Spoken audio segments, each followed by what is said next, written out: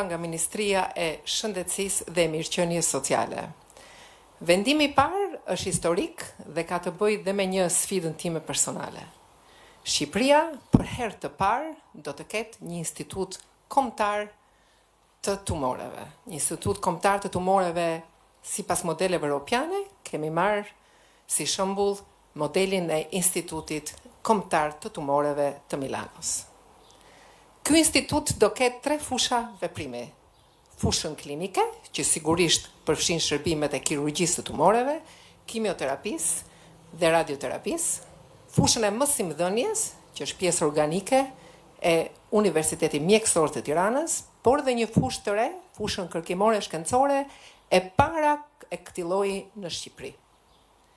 Kjo fushë e fundi kërkimore shkencore sjell dyrisi në vetvete.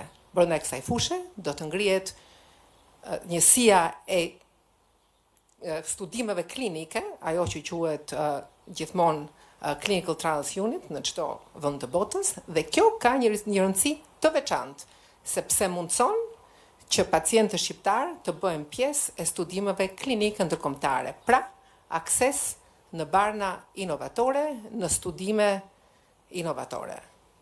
Sjell një rëndësi të dytë, pjesa kërkimore shkencore, sepse duke qenë se instituti do të jetë pjesë e rrjetit europian, organizatës europiane të qendrave shkencore onkologjike, do të kemi mundësi që të përfitojmë fonde europiane për inovacion, si në barna, po ashtu edhe në teknologji.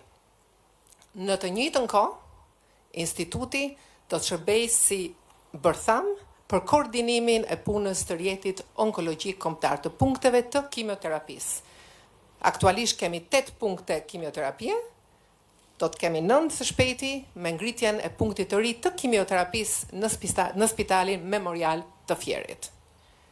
Në të njëjtën kohë, instituti do të angazhohet me formimin, edukimin e specialistëve në fushën e onkologjisë.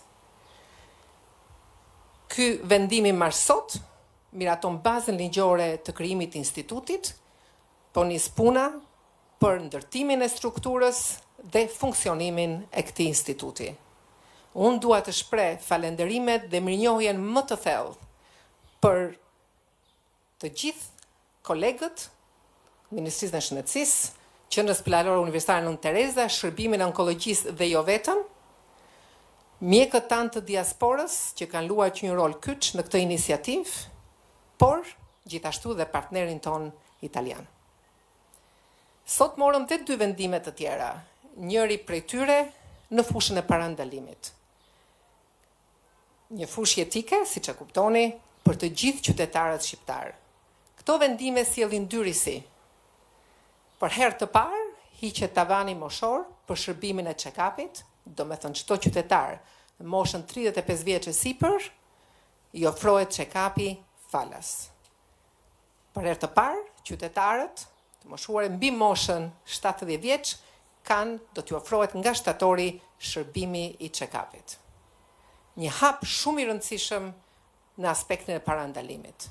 Gjithashtu, shërbimi I check-upit dhe I dializës, që përkatësisht përfundojnë në shtator dhe në nëntor, të ofruara për momentin nga koncesionari, merren dhe në dorëzim dhe ofrohen nga shteti.